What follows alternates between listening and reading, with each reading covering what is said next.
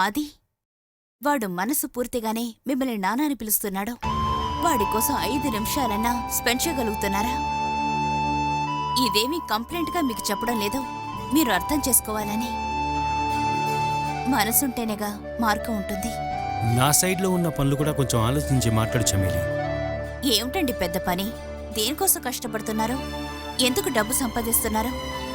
కుటుంబంతో సంతోషంగా జీవించడానికి కదా? అది మీ వల్ల అవుతుందా? కుటుంబంలో సంతోషాన్ని ప్రశాంతతని సంపాదించకపోతే ఇక డబ్బు సంపాదించే ఏం లాభం? లేక నా దగ్గర నుంచి తప్పించుకోవడానికి పనున్నట్టు నటిస్తున్నారా? నాతో డైరెక్ట్గా మాట్లాడింది నువ్వే కదా. మీతో మాట్లాడకుండా ఉండడం అంటే నేనదెప్పుడో చేసుండేదాన్ని. నువ్వే కదా బిజీ. మార్నింగ్ వెళ్తే సాయంత్రం వస్తావు. ఇంటికంటే నీకు కంపెనీయే ముఖ్యమైపోయింది. నేను గమనించకుండా ఉండడం వల్లే కాన్ఫరెన్స్ని చెప్పి 3 రోజులు మీరు చెన్నైకి వెళ్తారని చెప్పారు. మరెందుకు తిరిగొచ్చేశారు? ఎండి ఫాదర్ ఇన్లా చనిపోయారు, అందుకే ట్రిప్ క్యాన్సిల్ అయింది. అంతేనా? లేక మీరకు నచ్చలేదా?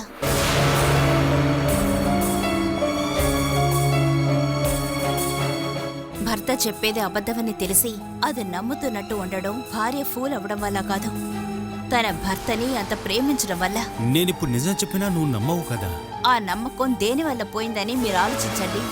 నాకు బాగా తెలుసు, మీరా మీతో రానందువల్లే మీరీరోజు వెళ్లలేదు.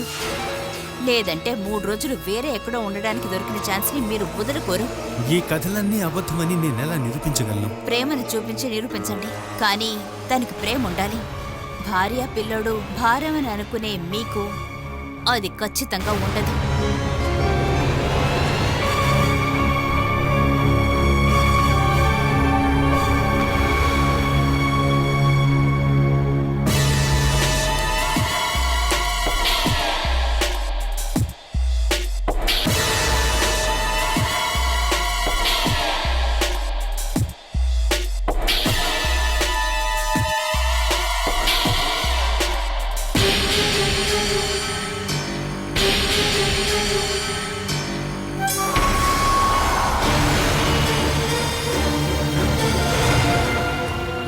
టైం అయిపోతుంది. వస్తున్నాను.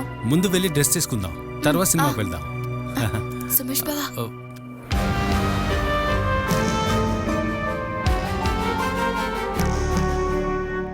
వెళ్ళే ముందు ఏనా మనం చూడాలి. వాణ్ణి పట్టించుకోకు, నువ్వురా.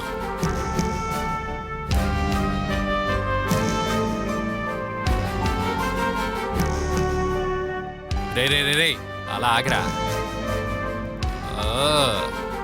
ఇద్దరు రెడీ అయిపోయి ఎక్కడికి బయలుదేరిపోయారు? టౌన్కి వెళ్తున్నాం. ఎందుకు వెళ్తున్నారు?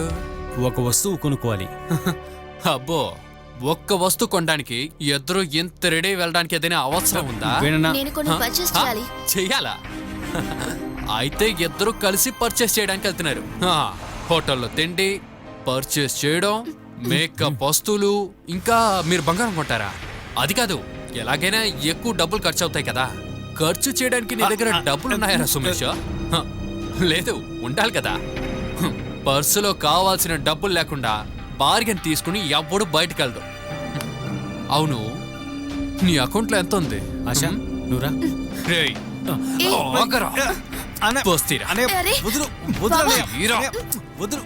వదలమంటే అన్నయ్య, అన్నయ్య ఇవ్వు అన్నయ్య. సీరియస్ గానే ఉన్నాను అన్నయ్య. వద్దన్నాను. నువ్వు ఆపాలనుకుంటే నోట్లో ఒక్క పళ్ళు కూడా ఉండదు. అన్నయ్య, నా దగ్గర నుండి ఎన్ని రూపాయలు దొంగలించుంటావు? ఇదంతా నేను తీసుకునే వడ్డీ అనుకో. లెక్క సరిపోయిందా? వేణన్నయ్య,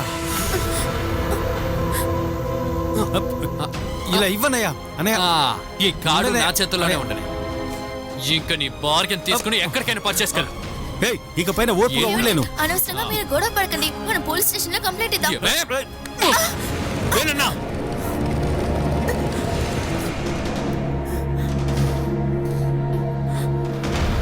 కంప్లైంట్ ఇచ్చేటప్పుడు ఇది కూడా రాసి నా భార్య మీద చేస్తావా?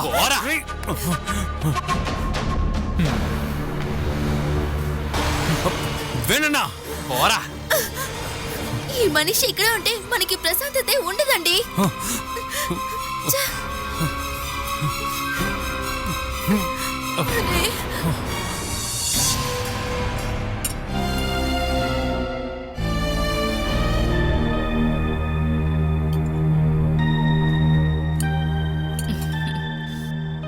ఒక్క విషయం చెప్తాను, అది మీరు సార్ దగ్గర చెప్పి గొడవ చేయకూడదు. మీరు ముందు విషయం ఏమిటో చెప్పండి. ఆ విషయం నేను చెప్పకూడదనే అనుకున్నాను, కానీ 3 రోజుల తర్వాత వస్తానన్న మనిషి వెంటనే తిరిగొచ్చాడంటే ఇంకా బాబుతో కూడా చాలా క్లోజ్గా ఉండటం చూస్తుంటే నాకెందుకో భయంగా ఉంది. ఎందుకు? మొన్నొక రోజు సూరజ్ సార్ వాళ్ళ అమ్మ వచ్చారు.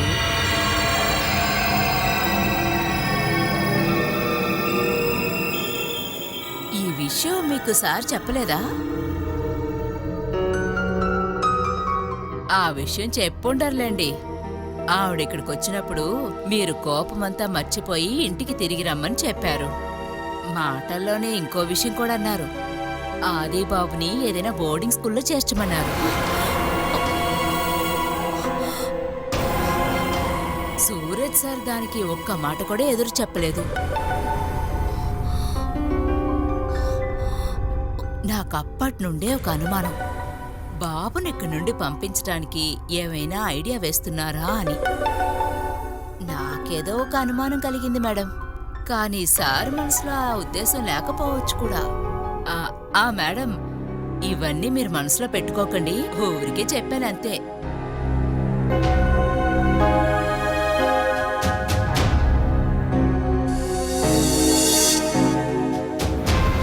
అది ఇక్కడ కలర్ చేయి.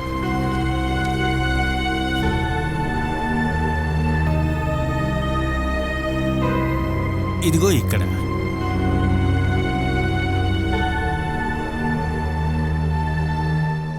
మీ అమ్మగారు ఇంటికొచ్చారా?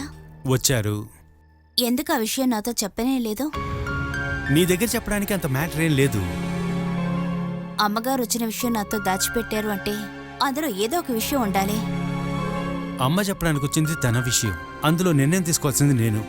మీకేమనిపిస్తుందో అది చేయండి, కానీ నా కొడుకుని నా నుంచి దూరం చేసే ఏ నిర్ణయం నేను ఒప్పుకోను. ఆ లాలినే నీకు ఈ విషయాలు చెప్పింది కదూ. అమ్మ చెప్పింది మాత్రమే తను విన్నట్టుగా ఉంది. దానికి నేనిచ్చిన జవాబేంటో నీకు చెప్తాను విను. చెమేలి నేను తాలిగట్టిన నా భార్య, ఆది నాకు పుట్టిన మొదటి బిడ్డ. ఇకపైన ఎవ్వరడిగినా సరే నా దగ్గర ఈ జవాబే ఉంది. ప్రేమగా తండ్రివ్వడానికి ప్రయత్నిస్తాను. నేనిది నమ్మచ్చా? వీడు నాకు దూరమైతే నేను తట్టుకోలేను. నీకు ఎలాంటి టెన్షన్ వద్దు, వీడెప్పుడూ మనతోనే ఉంటాడు. ఎవరో చెప్పేది విని నీ మనసుని పాడు చేసుకోవద్దు. నాకు అసలు మనశ్శాంతి లేదు, ఏదో చెడు జరుగుతుందనిపిస్తోంది. ఈ టైంలో నీకు ప్రశాంతత చాలా ముఖ్యం. మానసికంగా శారీరకంగా సంతోషం కావాలి. కానీ నీ విషయంలో జరిగేదంతా రోజుకో సమస్య మాత్రమే. దానికి పరిష్కారం వెతకడం నీ వల్లే కావడం లేదు. ఆ కంపెనీ బాధ్యత తీసుకున్న దగ్గర నుంచి సమస్యే. డెలివరీ పూర్తయి నువ్వు ఫ్రీ అయ్యేంత వరకు అదెవరికైనా ఇవ్వచ్చుగా. ఆ బాధ్యత అప్పచెప్పడానికి ముందు ఇంకొన్ని అకౌంట్స్ అని క్లియర్ చేయాలి. మళ్ళీ చూడు, అక్కడున్న అకౌంట్స్ అని క్లియర్ చేయడం ఆ బాధ్యతలో ఉన్న నేనే కదా చేయాలి. అవును నిజమే. ఒక 2 రోజులు నేను చెప్పినట్టు నువ్వు చేస్తావా? ఏంటది? ఈ పనులన్నీ ఆపేసి ఎంతో సంతోషంగా 2 రోజులు ట్రిప్పుకు వెళ్దాం. అది కూడా చేంజ్గా ఉంటుంది. రియలీ? నీకు ఓకే అయితే మనం రేపే బయలుదేరదాం. మీతో ఎక్కడికి రావాలన్నా నేను రెడీ. అలా అయితే 2 రోజులు కావాల్సినవి మొత్తం ప్యాక్ చేయి. ఒక కండిషన్, మీరు నేను ఆది తప్ప ఈ ట్రిప్లో ఇంకెవరూ ఉండకూడదు. మీరా గురించి మాట్లాడుతున్నావా? అవును. తన గురించి నువ్వు దిగులే పడవద్దు. మీరా నేను ఒక ఫ్రెండ్గా చూస్తే చాలు. తను అర్థం చేసుకోవద్దు. అర్థం చేసుకుంటే మనతో పాటు ఈ ట్రిప్పులో తన్ని కూడా తీసుకువెళ్దామని నువ్వే చెప్తావు. ఇకపైన ఎవ్వరూ మనల్ని ఇబ్బంది పెట్టడానికి మన లైఫ్లోకి రారు. మనకు మనం మాత్రం చాలు.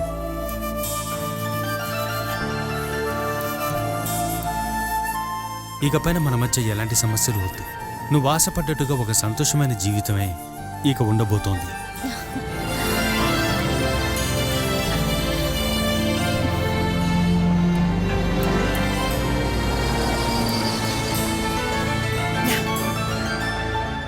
ఆయన వచ్చేసారు సూరజ్ అన్నయ్య. అయితే హ్యాపీ జర్నీ.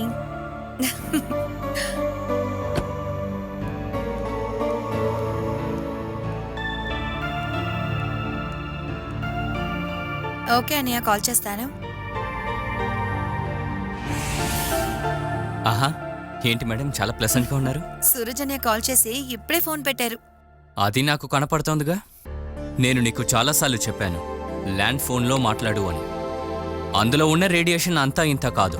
సూరజ్ అన్నయ్య మొబైల్కే కాల్ చేశారు. కట్ చేసి మళ్ళీ చేస్తానని చెప్పు ఉండాల్సిందే. సారీ, ఇక అలాగే చేస్తాను. తమాషాకి అయినా మీరు కోప్పడ్డం నాకు బాధగా ఉంది. అన్నయ్య ఎందుకు ఫోన్ చేశాడు? కొద్ది రోజులుగా చమెలితో కాస్త గొడవలుండేవి.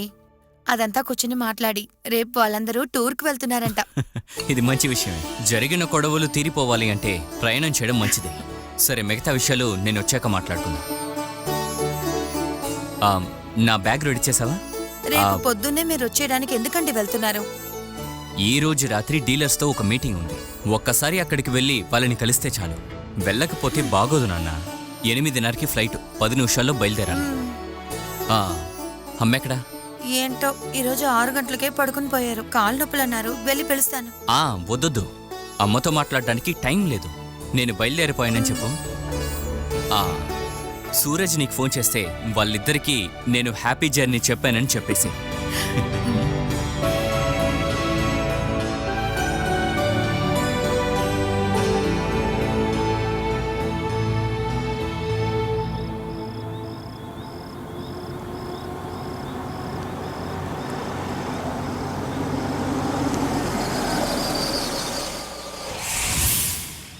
ఇటువైపు వెళితే ఫస్ట్ రైట్లో ఇల్లు.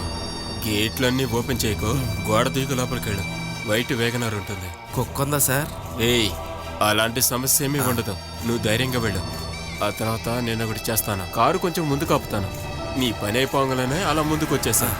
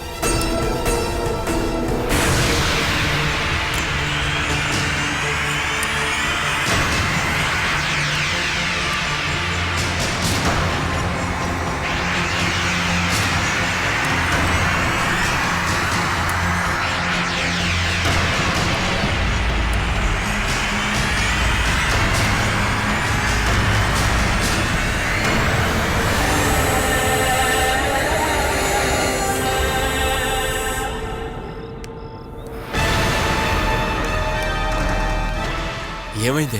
అయిపోయింది. సూపర్ రా తమ్ముడు. ఇక్కడి నుండి స్టార్ట్ అయ్యి 6 కిలోమీటర్లు వెళ్ళేలోపే బ్రేక్ అయిపోతుంది. బ్రేక్ 4 సార్లు తొక్కితే చాలు క్లచ్తో ఉన్న బ్రేక్ కూడా తెగిపోతుంది. టెక్నికల్ మ్యాటర్ అంతా నాకు తెలియదురా. బండి యాక్సిడెంట్ అవుతుందిగా. ఖచ్చితంగా యాక్సిడెంట్ అవుతుంది. బ్రేక్ వేస్తే బండి ఆగదు. ఇక్కడ నుంచి 5.5 కిలోమీటర్లు వెళ్తే అక్కడి నుంచి అంతా పల్లమేగా. అక్కడ ఖచ్చితంగా యాక్సిడెంట్ జరుగుతుంది. చాలు, ఇదే చాలు. అలా అయితే రేపు పని పూర్తయిపోతుంది. నేను వెళ్ళొస్తాను.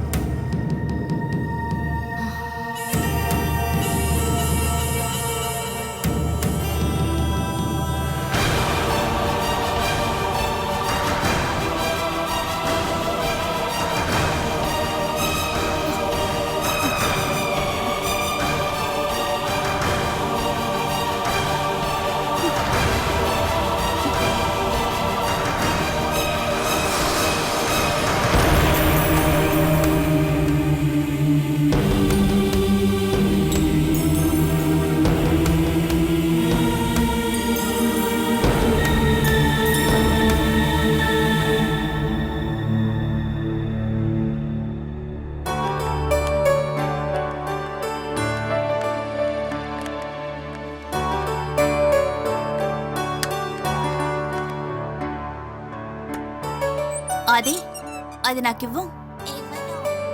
చెప్పిన మాట విను. అది వాడి చేతుల్లోనే ఉండొచ్చుగా. వెళ్ళే టైంలో దానికోసం ఏడవాలా?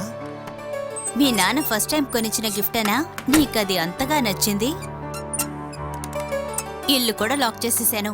ఎక్కడికి వెళ్ళాలో డిసైడ్ చేశారా? సిటీలో అదిరిపోతున్న ఈ ఎండ నుంచి తప్పించుకోవడానికి కొడైకెనాల్ వెళ్తున్నాం. ఉండడానికి కొడైకెనాల్లో ఉండే నా ఫ్రెండ్ కాటేజ్ ఏర్పాటు చేశా. పెళ్ళైన తర్వాత ఫస్ట్ టైం ఇలా టూర్కి వెళ్తున్నాం. దీన్ని ఒక హనీమూన్ ట్రిప్గా భావించు. సర్లేండి, చేతిలోను కడుపులోను పిల్లలుండగా ఇది హనీమూనా? అమ్మ చూసేది కడుపులో ఉన్న బిడ్డ కూడా చూస్తుంది. అలా చూడడం కోసం వెళ్తున్నాం. పద.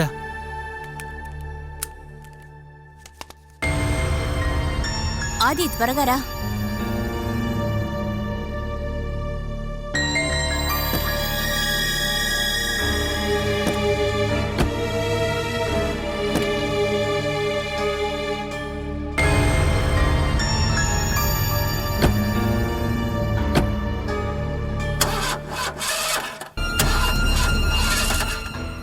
రాను నమ్మలేకపోతున్నా.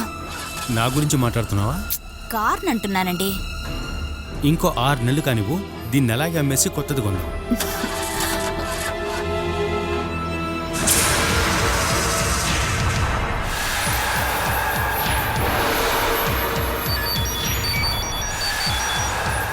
ప్రదీప్ సార్, నేను వెయిట్ చేస్తున్నాను. అరగంటగా నీ ఇక్కడ ఎదురు చూస్తున్నా. ఆ ఇంట్లో ఉండే ల్యాండ్ లైన్కి కాల్ చేశా. ఎవరూ ఫోన్ అటెండ్ చేయలేదు. అయితే చెమ్మెల్లి బయలుదేరి ఉంటుంది. నువ్వు కొంచెం వెయిట్ చేయి. Okay sir.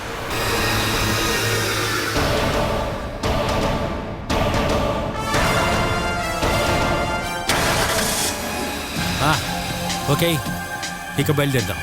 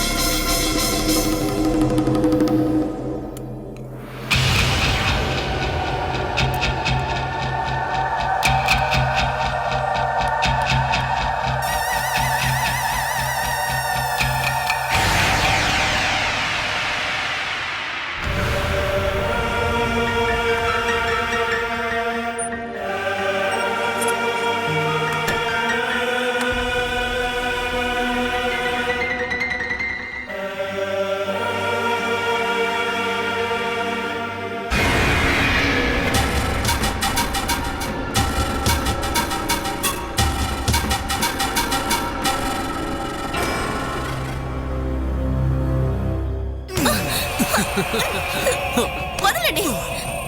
ఏంటి? అర్థం కావట్లేదా? ఆశగా ఉంది.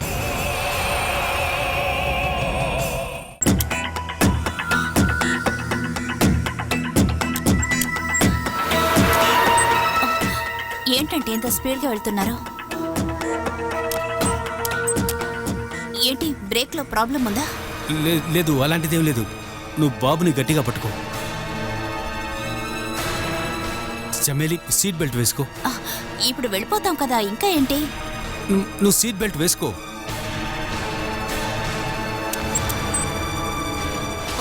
సూరజ్ ఏమైంది? బ్రేక్లో ఏమైనా ప్రాబ్లం ఉందా? అయ్యో, లారీ వస్తుందండి. సూరజ్ స్పీడ్ని తగ్గించండి. సూరజ్ బ్రేక్ పట్టండి.